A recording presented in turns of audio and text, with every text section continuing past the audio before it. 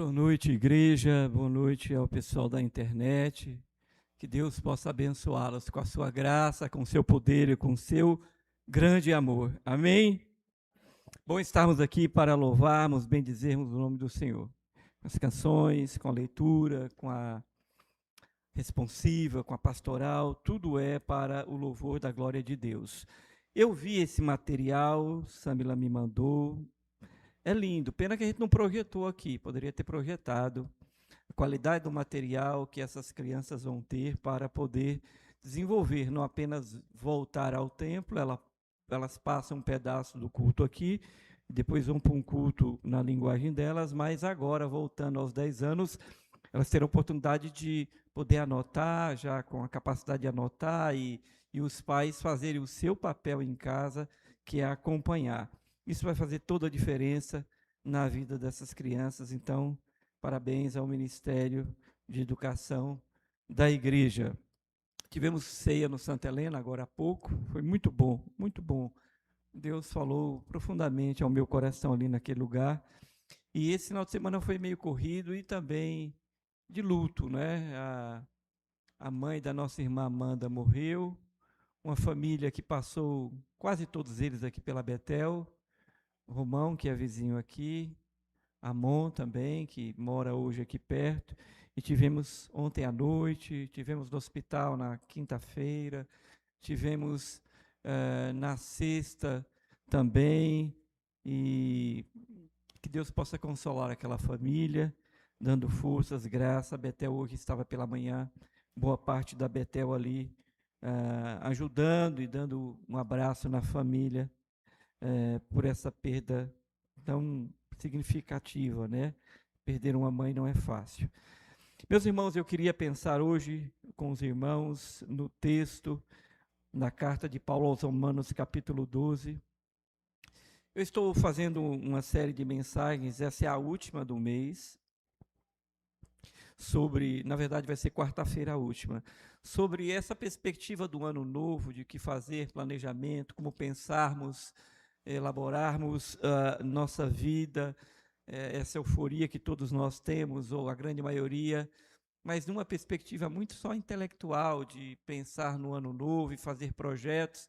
E como a gente já sabe que na prática muitos ficam pelo meio do caminho, boa parte desses projetos não acontece, a ideia é ajudarmos a igreja, aos irmãos, aqueles que nos visitam, a poderem pensar, à luz da palavra de Deus, sobre o novo ano. Na verdade, fazer uma reflexão de dentro para fora, não apenas olhar para fora e planejar humanamente falando, mas uma mudança não apenas de calendário, no sentido de novos planos para o ano, mas também novos planos para dentro do coração, para uma vida espiritual.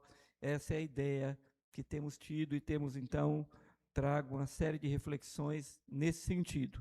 Hoje quero ver com os irmãos um texto muito conhecido, capítulo 12 de Romanos, apenas 2 versos, o verso 1 e o verso 2, que é muito, muito conhecido de toda a igreja. Eu quero falar um pouco sobre ele. Vai ser projetado aí a carta de Paulo aos Romanos, capítulo 12, verso 1 e 2. Diz assim: porquanto, irmãos, pelas misericórdias de Deus, eu peço que ofereçam seu corpo como sacrifício vivo, santo e agradável a Deus. Este é o culto racional de vocês.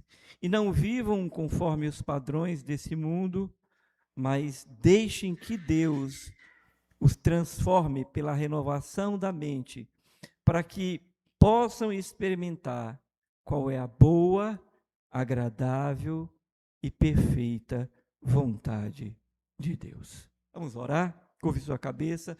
Santo e amado Deus, nós louvamos o Senhor por estarmos aqui cultuando o teu nome. Pedimos que o Senhor esteja falando ao coração do teu povo, aqueles que estão assistindo pela internet, aqueles que irão assistir, aos que vieram, aos nossos visitantes, que teu Espírito, que tem a capacidade de abrir os olhos do entendimento, abra de todos nós nessa noite. E o Senhor me use em sua misericórdia para expor a tua palavra e que essa palavra venha consolar, venha fortalecer, produzir fé, esperança e nos ajudar para que possamos começar, iniciar esse novo ano numa perspectiva bíblica, bem perto do Senhor, celebrando e planejando, junto com os sonhos de Deus, com o projeto de Deus para a vida de cada um. Que haja salvação, conserto, retorno, que nessa noite o teu santo nome seja glorificado. É a nossa oração no nome de Jesus Cristo. Amém. Bom, esse texto tão pequeno, mas tão conhecido e tão significativo, é um dos textos mais lidos da palavra de Deus no Novo Testamento.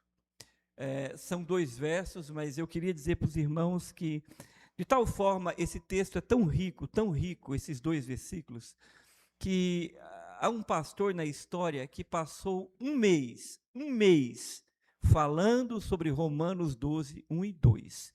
Durante um mês, esse pastor pregou sobre o verso 1 e o verso 2 do capítulo 12 de Romanos.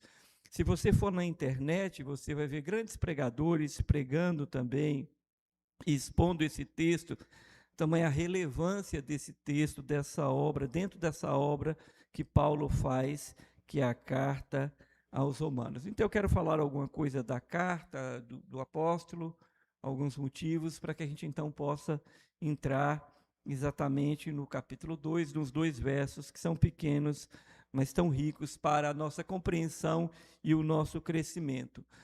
Paulo escreve essa obra-prima. Há uma disputa aí, uma divergência, se é um tratado, se não é um tratado.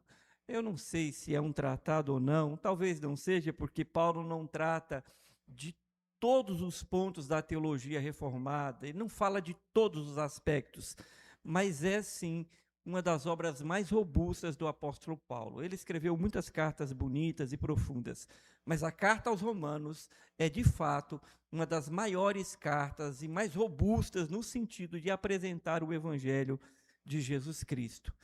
Para os irmãos terem uma ideia, normalmente as cartas de Paulo têm aí entre 2.000, 2.500 palavras. Romanos tem mais de 7.000. Então é disparada a carta mais robustas do apóstolo Paulo. E ele vai falar aqui, antes do capítulo 12, ele vai trazer o aspecto universal da queda, do pecado que tomou todos os homens, toda a humanidade. Ele vai falar sobre a salvação, eleição, justificação, redenção, santificação, glorificação. Paulo ele varre a doutrina e ele começa a ensinar desde o capítulo 1, quando ele abre se apresentando, falando sobre o poder do evangelho. Ele vai dizer lá: eu não me envergonho do poder do evangelho, pelo contrário, é ele que salva, é ele que pode salvar, e a todos os povos. E ele sai dos limites de Israel, dizendo gregos, gentios, a todos os povos. Paulo então começa a falar, logo em seguida, do aspecto da revelação de Deus, ainda no capítulo 1, e ele fala que o homem é indesculpável, porque Deus se revela na natureza, se revela de forma extraordinária. Não há como o homem negar a existência de Deus, embora talvez não conheça, não possa definir Deus no sentido mais amplo, mais claro, mas ele é indesculpável porque Deus está se manifestando. E ele vai dizer que o homem quer, no seu próprio entendimento, tomar a sua vida e por não entender, e ele vai dizer que há consequências gravíssimas quando o homem não caminha com Deus e decide viver pelo seu próprio entendimento, e é uma tragédia a lista que Paulo passa a narrar ainda ali no final do capítulo 1. No capítulo 2, Paulo vai dizer que não só na natureza, mas que Deus se revela na consciência humana. Meus irmãos, e essa é uma verdade que não dá para nem discutir, porque ela é absoluta. Você pode ir nos lugares mais distantes da Terra, você vai encontrar o ser humano buscando, sendo religioso de alguma forma, seja adorando um elefante, seja adorando uma vaca, seja adorando uma cachoeira, não importa. ele vai mostrar que ele precisa dar satisfação, que ele precisa sacrificar, que ele precisa adorar alguma divindade. Ele não sabe exatamente, mas ele tem essa consciência que ele é devedor, que ele precisa pagar um preço ou dar satisfação. Por isso Paulo vai dizer no começo lá que ele não se vergonha do evangelho, porque o evangelho precisa ser pregado. Depois Paulo vai falar sobre o pecado, ele vai falar sobre os judeus, sobre os gentios, sobre o poder do pecado, sobre a graça, sobre a obra do Espírito. E ele, até o capítulo 11, ele discorre doutrina e ensinamentos àquela igreja que estava na capital do império. Bom, Paulo não fundou a igreja de Roma. Quem fundou? Não se sabe, não foi um dos apóstolos, isso é certo. Possivelmente aquele pessoal que esteve em Pentecostes, converteu-se, voltou para suas serras, no caso aqueles que moravam em Roma, e ali começaram igrejas, né? Começou uma igreja a pregar, a discutir o evangelho, a se reunir nas sinagogas, e começa uma igreja ali que tinha um misto de judeus e gentios na capital do império. Então, Paulo não conhecia aquela igreja, e aquela igreja não conhecia Paulo. Agora, quando a gente lê o capítulo 16, a gente percebe que Paulo conhecia muita gente ali. Sim, Paulo conhecia alguns irmãos ali, mas a igreja não era conhecido dele, nem ele da igreja, embora tivesse pessoas que ele conhecesse ali, algumas poucas pessoas, porque o capítulo 16 vai nos informar, a lista ali é grande, é de pessoas que ele cita nessa carta aqui, nessa obra. O ponto de Paulo é que ele quer colocar a mão do apostolado sobre aquela igreja. Então, ele quer falar da obra de Deus, pregar o evangelho, né, para aquele povo, colocando a mão apostólica ali, porque as igrejas normalmente eram fundadas por um apóstolo ou por algum associado dos apóstolos. Como Roma não tinha acontecido isso, Paulo então escreve essa carta tão robusta para falar do evangelho de Jesus Cristo. Mas não só isso.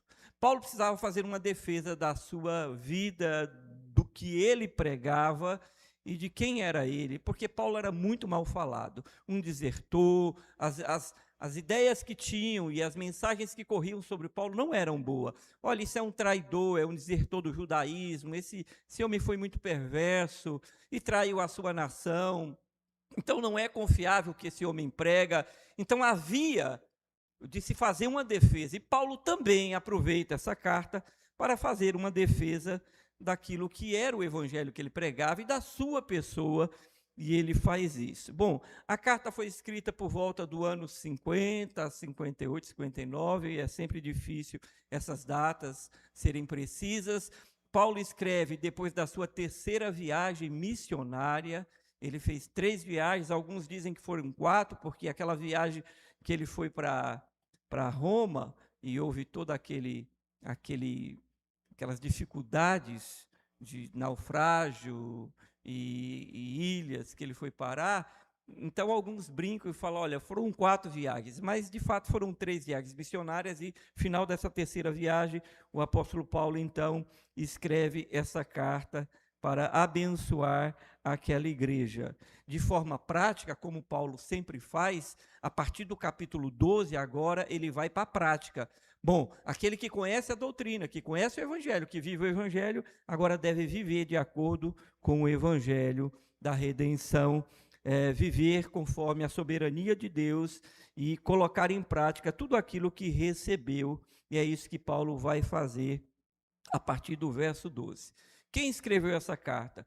O apóstolo Paulo, está lá no começo da carta, mas ele vai dizer, coloque aí o verso 16, capítulo 16, perdão, verso 22, Paulo tinha algumas dificuldades. Eu não sei se ele tinha um problema de vista, se o espinho na carne dele era um problema de visão, ele tinha algumas dificuldades. Então aparece esse Tércio, né, que escreve a carta e que sauda, vai dizer aí, eu, Tércio, escrevi essa carta, dando saudações no Senhor. Paulo não escreveu, Paulo ditou, provavelmente depois, revisou tudo, mas não foi Paulo quem escreveu, no sentido de pegar uma caneta e começar a escrever aquela obra. E esse Técio a gente não sabe quem é, não se fala mais dele, mas entrou para a história porque escreveu a carta aos Romanos para Paulo. Então, assim, às vezes a pessoa entra para a história, não é? Sem ter feito muita coisa, mas por ter escrito, ele diz: eu, Técio, escrevi esta carta e trago saudações. Paulo vai expor então o evangelho para esta igreja com alguns objetivos, e nós precisamos entender aqui o objetivo de Paulo. O primeiro era expor o evangelho de modo ordenado. Essa carta é muito precisa nesse sentido, para fortalecer aquela igreja. No capítulo 1, no capítulo 15, nós vamos ver isso. Em toda ela, nós vamos ver como Paulo divide. Segundo objetivo, promover a unidade entre judeus e gentios. Era uma igreja que estava ali dividida. Então, havia judeus e gentios, e evidentemente havia muita diferença cultural e outras entre aquele povo. Então, Paulo quer pregar a unidade e mostrar que a justiça de Deus é revelada pela fé, através do evangelho. Então, ele vai contar a história de Israel, ele vai falar que os judeus são enxertados nessa história, e ele, então, ali nos capítulos iniciais, até o 9, ele vai falar um pouco sobre isso. Um outro objetivo de Paulo era preparar o apoio missionário. Paulo queria ir para a Espanha, e ele tinha pensado que a igreja em Roma era estratégico, mais perto, uma igreja provavelmente rica, no sentido da época, e podia apoiar ele a continuar a pregação do evangelho. Então, Paulo havia varrido, e isso aqui é notável, Paulo havia varrido a região ali da Ásia Menor, que era o campo missionário dele. De tal forma que Paulo não tinha mais campo para pregar. Está lá em Romanos capítulo 15. Romanos capítulo 15, Paulo vai falar para pedir esse apoio à igreja de Roma. Ele diz que, capítulo 15, 22 a 29, ele vai falar sobre isso e ele vai pedir esse apoio, então. Ele se apresenta, traz doutrina, explica o que é o evangelho de Jesus e o evangelho que ele prega, quem ele é, mas ao mesmo tempo ele quer o apoio daquela igreja, porque aonde ele pregou já não tinha mais campo e ele precisava avançar para a Espanha no seu ministério. Então ele vai trazer explicações práticas, falar da obra do Espírito, da submissão às autoridades civis, e Paulo vai então deliberar muitas coisas. Capítulo 15, verso 22, capítulo 15, pode pôr aí, verso 22, esta é a razão, ele vai dizer, porque também muitas vezes fui impedido de visitá-los, mas agora, não tendo mais campo, olha aí, não tendo mais campo de atividade nesta região, desejo muito estar com vocês. Então, Paulo coloca, não é? Verso 24, penso em fazê-lo quando em viagem para a Espanha, quero vê-los de passagem, ele fala em abraçá-los, para que vocês me encaminhem para lá. Então, está muito claro na carta os objetivos de Paulo. Ele queria, então, já que não havia mais campo missionário, e nesse sentido aqui, é uma bênção, né? Alguém falar assim, não tem mais lugar para pregar em Mossoró, no Oeste Potiguar, eu preciso ir embora, porque o evangelho já foi pregado. Significa dizer que a dedicação, o amor à obra missionária desse grande apóstolo, e agora ele quer Roma também, para ser um apoio, uma base para ele, tanto financeira quanto espiritual, em oração, para enviá-lo para esse desafio na Espanha. Então perceba que essa carta tem um contexto muito importante. Por ser a capital do império, você deve pensar que havia realmente uma variedade de situações que aconteciam ali, que permeavam aquela igreja, que rodeava aquela igreja, de influências, de comportamentos, de fés de todos os tipos. Então, Paulo escreve Romanos capítulo 2, e eu quero entrar agora na exposição do verso 1 e 2. Ele vai dizer, rogo, pois, irmãos, pelas misericórdias de Deus. O rogo aqui que Paulo coloca não é uma ordem. Paulo não está uma ordem, mas é um apelo amoroso e pastoral. E ele, em seguida, faz um apelo, aí sim, ele fala, rogo pelas misericórdias de Deus. Aqui está o ponto. O rogo aqui, então, não é alguma coisa impositiva, não é alguma coisa que Paulo obriga, ele está dando ordem. Não, não, não. Veja que no verso, ele coloca como base a próxima fala dele, pelas misericórdias de Deus.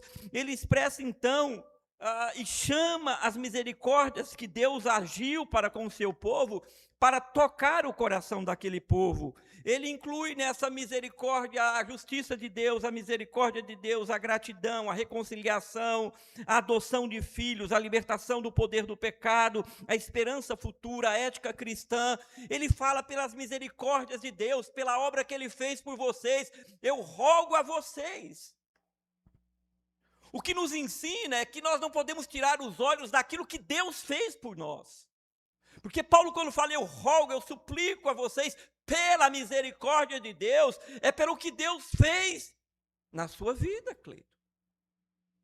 Ele não faz um apelo impositivo, mas ele te lembra que Deus foi tão misericordioso com você, que você deveria prestar atenção no que ele vai lhe ensinar e vai lhe pedir. Não se trata de uma imposição, o que significa que o evangelho não é uma imposição. O evangelho, para aquele que serve a Deus, que entregou a vida a Jesus, é uma obra de amor.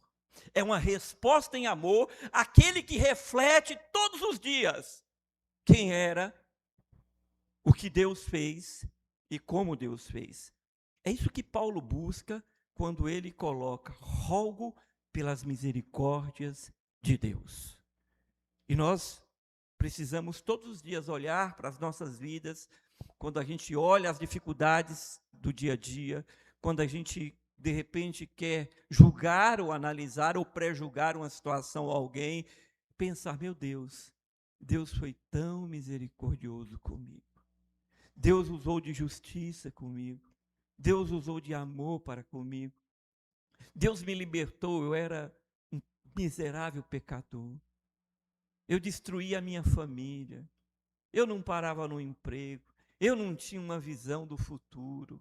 Eu não tinha capacidade de discernir entre o bem e o mal. Eu andava em confusão constantemente. Eu fazia mal às pessoas, mas a misericórdia de Deus me alcançou. E quando você lembra que essa misericórdia veio sobre a sua vida, você pode então refletir que resposta irá dar quanto toda esta obra que foi feita por sua vida e na sua vida. Por isso o apóstolo Paulo, no verso 1, começa dizendo, eu rogo a vocês, mas eu rogo pelas misericórdias de Deus, para que vocês se lembrem da esperança futura, do pecado que vocês receberam libertação, de filhos que se tornaram porque eram apenas criaturas. E eu pergunto à igreja, nós não deveríamos pensar nas misericórdias de Deus diariamente, mas não apenas pensar para dizer, oh Deus, obrigado, responder de forma prática, objetiva, deixando-nos ser usados por esta misericórdia. Mas ainda Paulo vai dizer, em continuando o verso, rogo-vos pela misericórdia de Deus, que apresenteis os vossos corpos como sacrifício vivo, santo e agradável a Deus, que apresentei os vossos corpos. Aqui vem a prática daquele que entende a misericórdia. A palavra corpos aqui não apenas no sentido físico, né? Mas é a totalidade da sua vida como ser humano. É isto que Paulo está dizendo a esta igreja. Eu estou rogando a vocês, pelas misericórdias do Senhor, que vocês apresentem. O que é apresentar? Não é? É levar, é dizer, está aqui. Podemos lembrar aqui do sacrifício de Isaac. E Abraão levou, apresentou a oferta que ia para o templo, apresentava, estava ali de forma prática. Mas Deus não pede isso apenas formalmente. Deus pede a plenitude de toda a sua existência, não a questão física simplesmente, mas todos os sentidos, todos os pensamentos, emoções, seus relacionamentos, tudo. tudo deve ser apresentado, porque tem gente que quer dar a Deus ou dedicar a Deus aquilo que acha que é importante, apenas por uma perspectiva do seu querer, e não se trata disso. O que Paulo está dizendo, e o texto original aqui, fala da integridade, da totalidade de se entregar. Ele diz: apresente os vossos corpos, totalmente, completamente. A sua mente pertence ao Senhor. O seu corpo pertence ao Senhor, as suas emoções pertencem ao Senhor, tudo em você pertence ao Senhor. Então Paulo roga àquela igreja, na capital do império, investido toda hora contra aquela igreja, situações diversas, ideologias diversas, filosofias diversas, crenças diversas. Ele diz: eu rogo a vocês, pelas misericórdias, pela obra que vocês foram alcançados, que vocês apresentem os vossos corpos. E muitas vezes nós não conseguimos entender a dimensão desse apelo do Senhor para com as nossas vidas. Nós não conseguimos entender que parte devemos entregar, ou às vezes entregamos um pedacinho e Deus não quer isso, Ele quer o homem por completo. Esse é o chamado do crente, oferecer a sua vida inteira, totalmente ao Senhor. E aqui cabe uma pequena reflexão, se temos feito isso. Se eu escolho qual a área da minha vida eu devo oferecer, apresentar diante de Deus. Ou se eu reconheço que eu preciso dedicar todo o meu ser a Deus. Seria importante pensar numa flexão do menor para o maior, dentro de um aspecto de família e talvez um pouco mais íntimo, num casamento, se um dos cônjuges aceitaria um acordo dentro dessa relação chamada casamento, divina, criada por Deus, se alguma das partes aceitaria assim: olha, você vai ter só isso aqui de mim. Nós teremos uma relação íntima algumas vezes quando entrarmos no meu quarto, mas não queira mais que isso de mim. Não queira minha atenção fora desse momento, não queira que eu lhe ajude nesse ou naquela situação. Imagina se alguém que vai se casar vai aceitar tal situação. Não, Deus pede a integralidade, a totalidade das nossas vidas. Por isso Paulo continua dentro do verso, que apresenteis os vossos corpos, e ele vai dizer o quê? Como sacrifício vivo. E aqui ele vai usar um contraste que era muito conhecido do povo judeu convertido, dessa igreja que ele escreve, que era os ritos de Israel. Ele diz como um sacrifício vivo, lembrando os tempos do antigo Israel, quando o povo sacrificava os animais para aplacar a ira de Deus concernente ao pecado e levava esses animais ao altar como sacrifício vivo, um testemunho. Então Paulo usa dessa figura para levar a compreensão do povo. Mas perceba que ele diz aqui: rogo-vos que apresenteis os vossos corpos como um sacrifício vivo. Mas na antiga aliança eles levavam um animal e o animal tinha que ser morto, era um animal morto. E Paulo então exorta os crentes a oferecer um sacrifício vivo e não morto. Isso significa uma entrega contínua, diária a Deus, visando o louvor para Ele em todos os aspectos da vida. Não é um sacrifício morto, é um sacrifício vivo. E o povo de Israel entendia e compreendia muito bem essa linguagem. Eu quero dizer, aqueles que tinham se convertido, que eram judeus. Mas, embora a grande maioria dos escritores e comentaristas bíblicos entende que a alusão que Paulo vai fazer dentro do texto sobre sacrifício é com base no sacrifício do antigo Israel, eu entendo que sim, mas não só.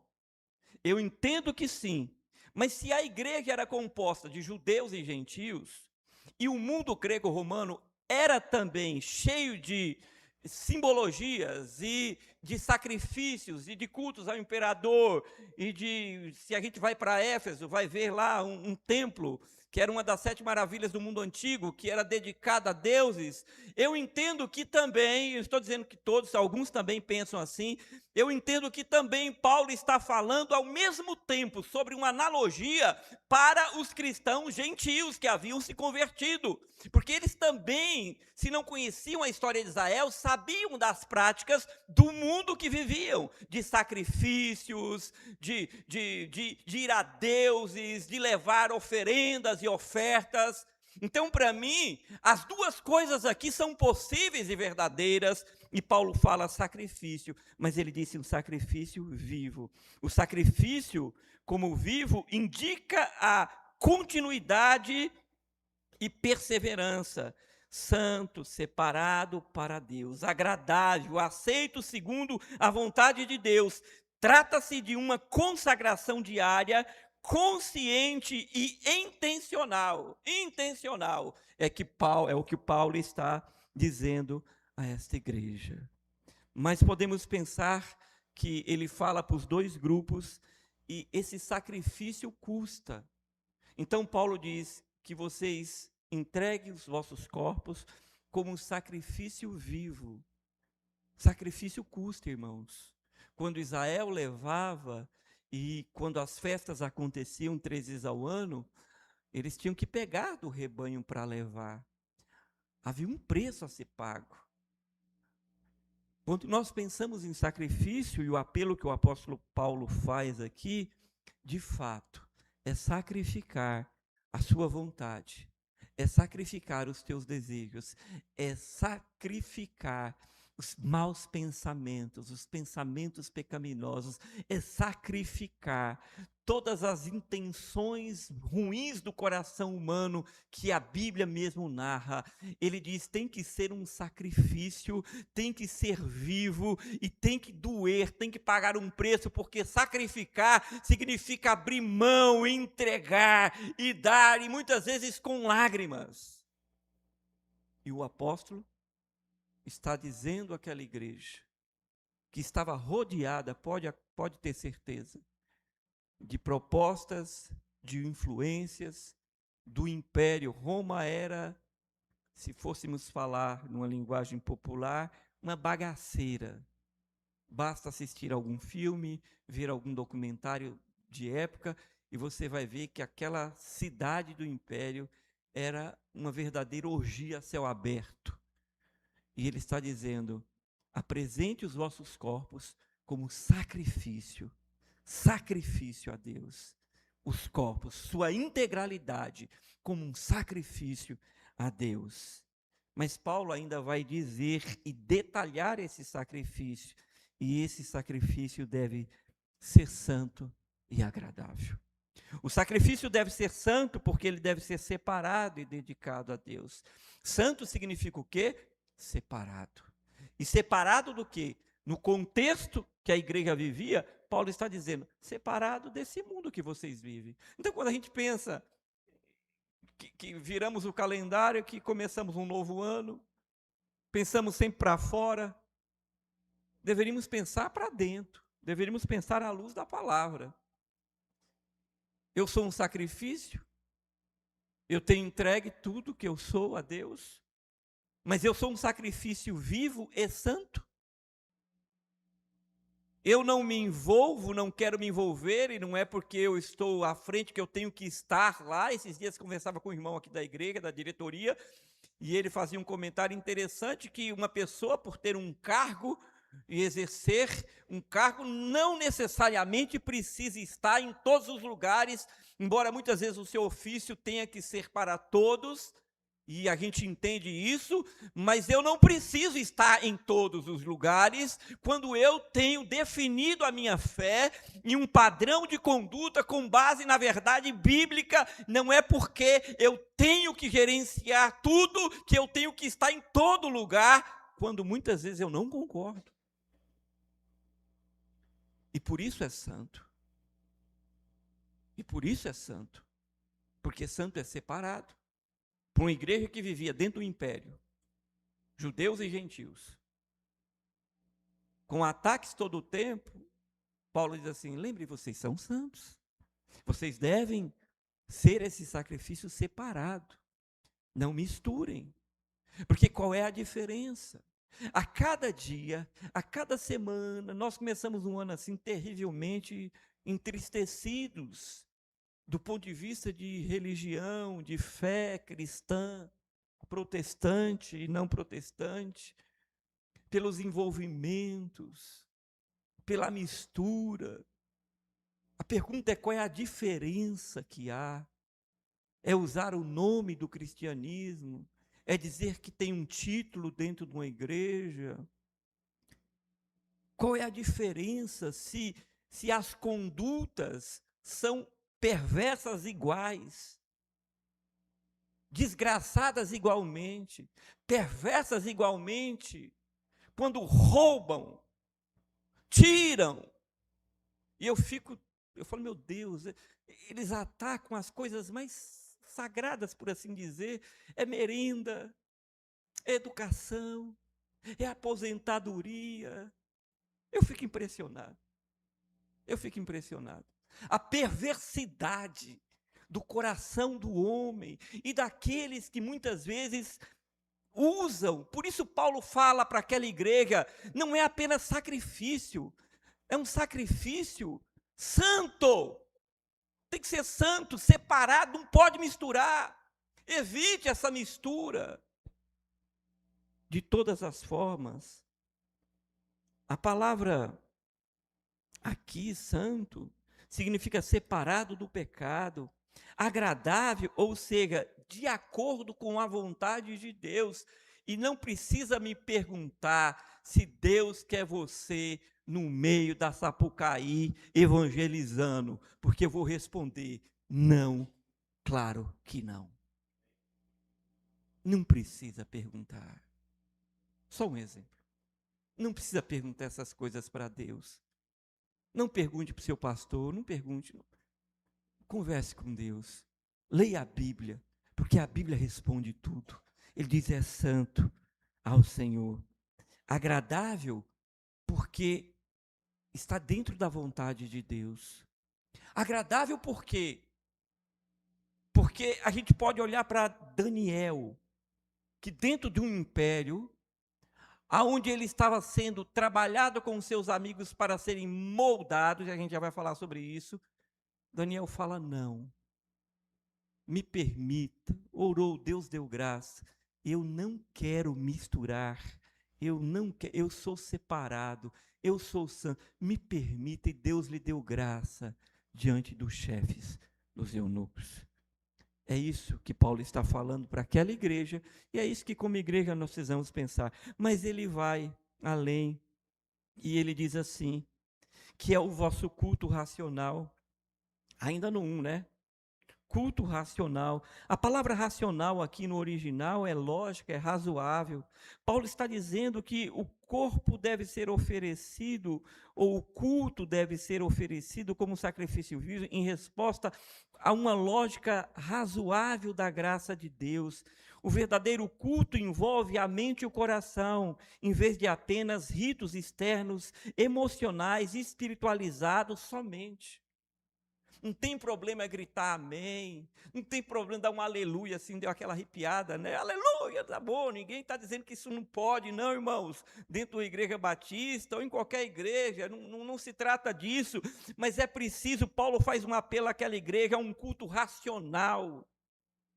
O verdadeiro culto envolve, então, coração e emoção, mas envolve uma compreensão daquilo que Deus quer. O racional aqui aponta para um culto coerente, consciente, fundamentado na verdade revelada. Eu vou repetir, na verdade revelada, não na invenção de pastores ou de irmãos dentro de igreja. Porque eu acho bonito, e uso os filhos ainda, porque é tão bonitinho ver as crianças. Não, elas não sabem nem o que estão fazendo. É você, pai, que inventa isso, porque você quer criar um culto a Deus, e ninguém pode criar um culto a Deus. O culto é racional, razoável, bíblico, porque é Deus que diz o que Ele quer, não é você. Se eu pegar uma calça minha, um terno meu, talvez um perfume meu, dizer assim, tome, vista, passa. Você fala: não quero. Esse cheiro não me agrada. Essa calça não cabe em mim. Esse sapato não entra no meu pé, ou está muito folgado. Horas, nós homens não aceitamos porque discordamos, porque não é o que eu quero, não é como eu me sinto, isso não é agradável a mim. Por que que a gente acha que para Deus e dentro da igreja tem que fazer o que a gente quer? Paulo diz, o culto racional, Paulo está ensinando a essa igreja, porque Deus só se manifesta naquilo que, de fato, Ele tem compromisso. As promessas virão quando eu cumprir aquilo e ser fiel àquilo que Ele garante que fará. Esse culto aponta para uma consciência fundamentada na verdade revelada.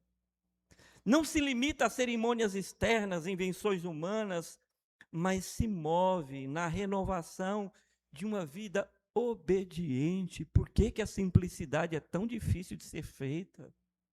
Por que que um culto com músicas, louvores, momento do ofertório está na Bíblia, momento de leitura bíblica está na Bíblia, momento de cantar está na Bíblia, momento de agradecer está na Bíblia, momento de orar pela palavra está na Bíblia, um momento de expor a palavra está na Bíblia. Por que que é tão difícil aceitar isso? Por que que tem que inventar alguma coisa a mais? Por quê? O culto racional é isso. É estar de acordo com a vontade de Deus. Paulo então diz a essa igreja que o vosso culto seja racional. Um reformador diz que o culto racional, ele é entendido assim, ele não é um culto restrito ao templo, mas ele se estende a toda a existência da vida daquela pessoa, e não só aqui. Cultuamos a Deus de forma ampla, não só aqui, mas em qualquer lugar você deve estar cultuando a Deus, e da mesma forma, sem invenções. Mas Paulo avança, e não vos conformeis com este mundo. Aí ele pula para o verso 2. A gente estava até agora no verso 1, ele pula para o verso 2. A palavra não se conforme aqui significa não se molde, não se adapte aos padrões. Perceba que o contexto aqui é a capital do império, pervertida, cheia de influências. Roma era aquele estado que aceitava tudo. Roma aceitou a religião dos judeus, a influência grega, de tudo. Roma era aquele berço que fala, pode jogar, pode chegar. Está tudo bem. É panteão. Deus é tudo, tudo é Deus. Está ótimo. Roma era assim. Então, Paulo, preocupado, olha, não vos conformeis com esse mundo. Nós, a última, eu não sei se foi a última, me corrijam aí se foi, mas eu me lembro que eu sentei com a equipe e a gente estava pensando num tema, eu acho que foi Natália, que leu um livro e trouxe, e falou assim, pastor, tem um livro de uma frase que encaixa muito nisso que o senhor está pensando. E eu falei, qual é? Ela falou, desconforme. Eu falei, é isso, é esse o tema, desconforme. Porque o que Paulo está dizendo para aquela igreja é não se amolde, não se adapte aos valores. Paulo adverte os crentes a não deixarem serem moldados à cultura do seu tempo, pelos costumes pecaminosos do mundo ao seu redor. E o que mudou? Nós precisamos estar alerta. São 2 versos que a gente pode passar o ano realmente pensando. O que mudou? O que muda? O que muda é que todo dia tem uma coisa sendo avançada, avançando-se contra valores e princípios do reino. É isso que muda, mas a vida evangélica cristã do servo e da serva de Deus não deve mudar. Nós não podemos nos deixar nos conformar, nos adequar, moldar. O que é uma pessoa moldando? Eu quero colocar alguma coisa, então eu vou moldando até encaixar. Isso não vem da noite para o dia. Isso não vem travestido de alguma coisa ruim ou feia, mas vai moldando, e a igreja vai sendo moldada, entrando, e começa a copiar um monte de coisa, e vai moldando. Algumas coisas nem são tão ruins assim, são evoluções boas, mas o problema é que não para nisso, e começa a moldar, daqui a pouco não há diferença. Há lugares que são recebidos e falados que como um ambiente cristão que não tem absolutamente diferença de qualquer outra coisa que você vai fora como festa, show, não tem. Porque foi moldado, está adaptado aos costumes do seu tempo, e a igreja continua tendo que lidar com esses desafios todos os dias. O termo traduzido por mundo refere-se ao sistema de valores aqui. De cada século, esse sistema vem, e esse sistema, não se engane, é uma rebelião contra tudo que se chama Deus. O sistema não ama Deus, não quer Deus. O sistema quer o contrário. Por isso ele vai moldando, ele vai adaptando, entrando, e começa nos crentes. Aí um outro fala, é verdade, não faz mal, e daqui a pouco 50% da igreja, 70% da igreja, aí chegam na presidência da igreja, chega no pastor, no conselho, faz a pressão, como já aconteceu, tem acontecido, mas aconteceu há alguns anos em Maceió,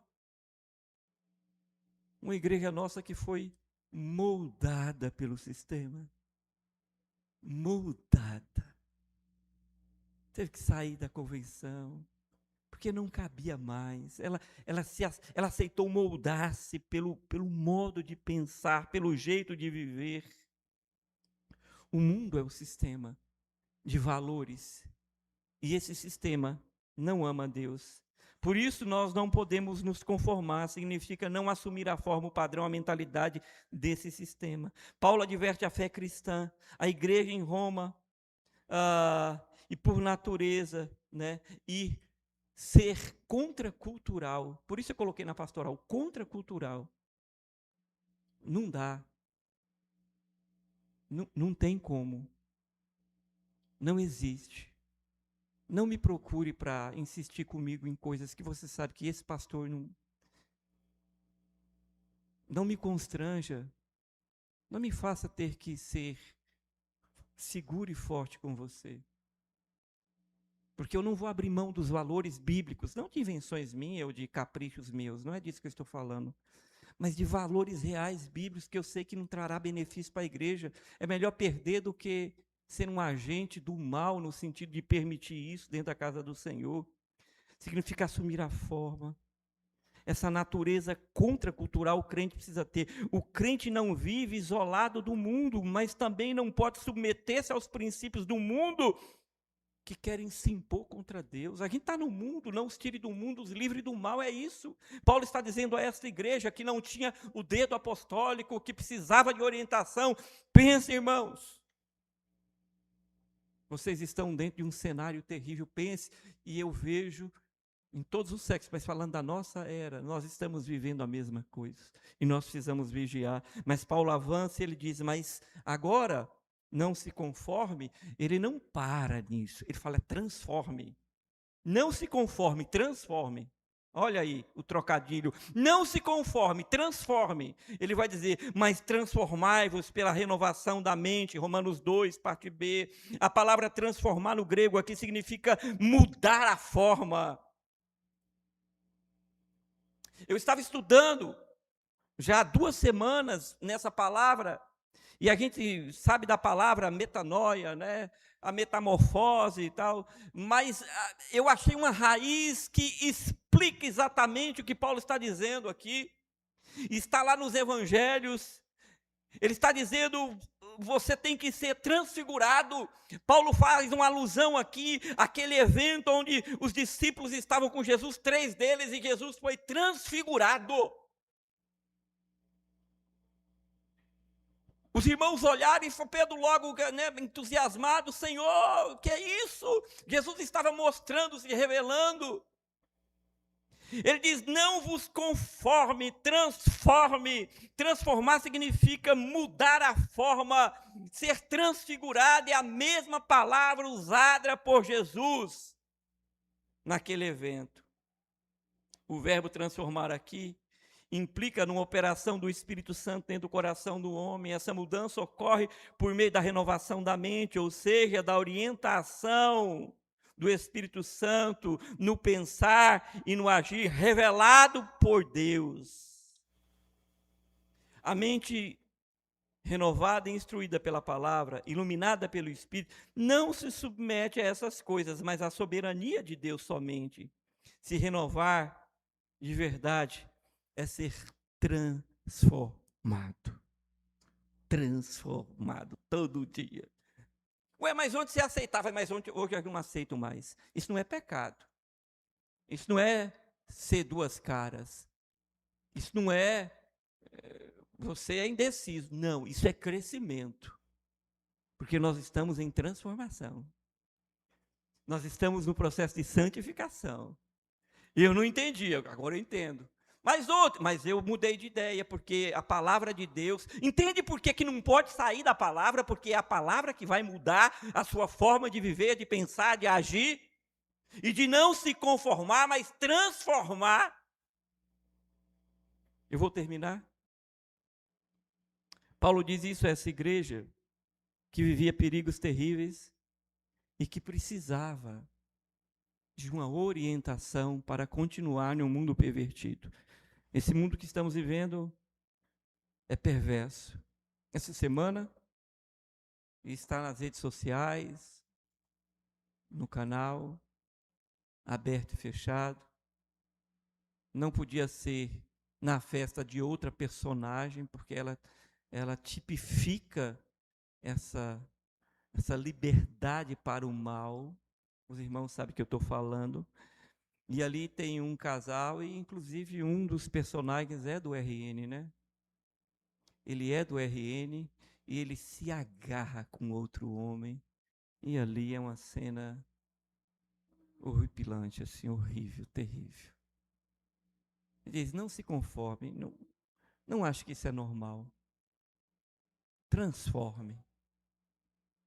Seja um agente para transformar isso. No seu trabalho, na sua casa, na sua igreja. Isso não é normal. Isso é Roma. Isso não é evangelho. Isso não é igreja. Isso é contra Deus. Paulo vai dizer, então, para finalizar, a parte C do verso 2, Paulo diz, para quê? Para quê? Projetos, sonhos para o ano, que bom. Todo mundo quer a boa e perfeita vontade de Deus, não é? Todo mundo quer. Pois bem, Paulo vai dizer, para que vocês, depois que ele fala tudo isso, ele vai dizer, para quê? Ele vai dizer, para que vocês possam experimentar qual seja a boa, agradável e perfeita vontade de Deus. O propósito da transformação é discernir a vontade dos céus. Experimentar implica em conhecer pela prática, não apenas teoricamente. O que Paulo está dizendo é, experimente na prática o que é viver o Evangelho de Jesus. A vontade de Deus descrita como boa, pois ela procede do caráter santo de Deus. Por isso ela é boa. Porque na vontade de Deus não haverá risco, traço, ruído de coisa ruim. Porque a vontade de Deus está ligada ao seu caráter. Agradável, pois traz deleite espiritual. A Bíblia diz em Provérbios que há caminho que ao homem parece ser bom. O pecado e as coisas do mundo são doces no começo. Mas depois o fim é terrível. Então, quando é a vontade de Deus, procede do seu caráter que não há sombra de variação e de erro. É agradável, por traz deleite espiritual, sabe? Eu estou satisfeito. Eu não tenho tudo o que queria, mas eu estou feliz, eu estou saciado. Saciado. Tem pessoas que andam na igreja, mas não são saciadas. A vontade de Deus passa por saciar a sua vida de tal forma de você ser pleno. Você fala, como é que é isso? Me falta tanta coisa. Mas eu estou saciável, eu sei que Deus tem cuidado de mim, eu sei que o Espírito Santo tem feito na minha vida uma obra, eu estou saciado. É agradável, porque passa pelo deleite espiritual. pela vontade de Deus que é plena e nos enche de tal forma. Ela é perfeita porque conduz a um fim pelo qual fomos criados segundo o propósito de Deus. Então ela é perfeita, perfeita porque vai acontecer conforme Deus planejou para a sua vida. Então ela é perfeita. Eu quero terminar, os músicos podem vir. Tirando algumas lições, meus irmãos, para aqueles que querem, nesse ano, que os seus projetos, suas vidas e tudo aconteça conforme a boa, perfeita e agradável vontade de Deus. Algumas poucas lições que podemos tirar aqui. A primeira coisa que eu queria observar aqui é que a gente não pode cair também no erro de... Me escute, igreja. Tem gente que tem dificuldade com teologia, com doutrina. Não, mas a igreja não pode ser uma igreja só doutrina, doutrina, doutrina, doutrina, doutrina. Só teologia, teologia, teologia, teologia. Isso é horrível. Eu quero outras coisas. A gente tem que fazer caridade, a gente tem que fazer missões, a gente tem que fazer uma... E está certo. Eu acho que está certo. Eu concordo com isso. Mas a igreja não pode cair no outro erro daquele grupo que fala: nós temos que só fazer missões, só fazer caridade, só fazer... O equilíbrio das duas coisas. Nós não podemos achar que teologia é ruim, nem podemos ficar só na letra da coisa. Temos que fazer caridade, temos que ser humanos, temos que olhar com os olhos de sensibilidade ao nosso semelhante. Mas nós não podemos viver só com isso. Isso é parte. Então, eu sei que tem grupos que uns estão aqui, outros estão aqui e radicalizam. É o equilíbrio disso. A boa teologia vai te ensinar a amar e a fazer, ser caridoso e fazer missões. Mas eu duvido que só bondade e caridade te leva para uma revelação divina. Precisamos ter sensibilidade quanto a isso.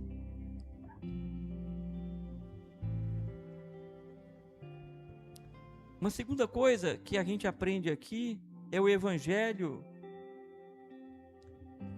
O Evangelho tem resposta para tudo. No Evangelho nós encontramos nesse texto resposta para tudo. Deus não reivindica um comportamento perfeito, mas uma postura segundo a sua vontade e os seus valores. Paulo ensina essa igreja qual é a postura em um mundo perverso contra Deus.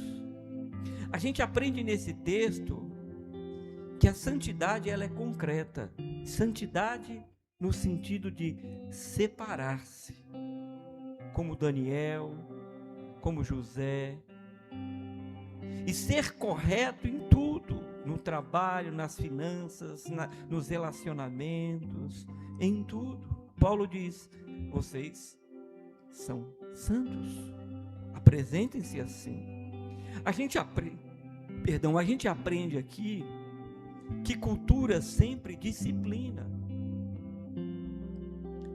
E a igreja, quando Deus formou o povo de Israel, e que nasceu a igreja lá na frente pelo projeto de Deus para alcançar as nações, a igreja não é outra coisa senão um povo que tem uma cultura.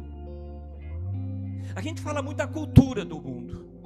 Deixa eu te dizer, o Evangelho é uma cultura.